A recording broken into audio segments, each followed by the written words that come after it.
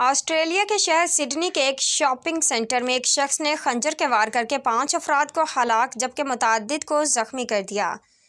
Sydney کے علاقے بانڈی جنکشن کے ویسٹ فیلڈ شاپنگ سینٹر میں یہ واقعہ پیش آیا۔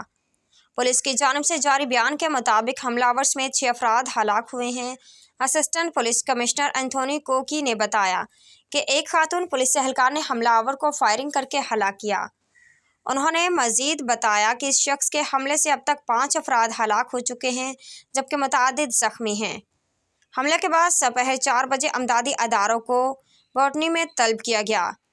اسسٹنٹ پولیس کمشنر نے بتایا کہ حملہ آور تنہا تھا اور ابھی یہ واضح نہیں کہ اس شخص نے حملہ کیوں کیا، مگر دہشت گردی کے امکان کو مسترد نہیں کیا جا سکتا۔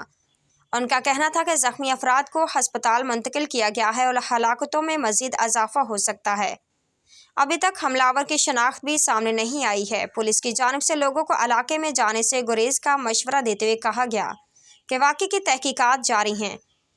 میڈیا رپورٹس میں بتایا گیا کہ سینکڑوں افراد کو حملے کے بعد شاپنگ مال سے نکالا گیا مگر ابھی بھی کچھ افراد وہاں پھنسے ہوئے ہیں۔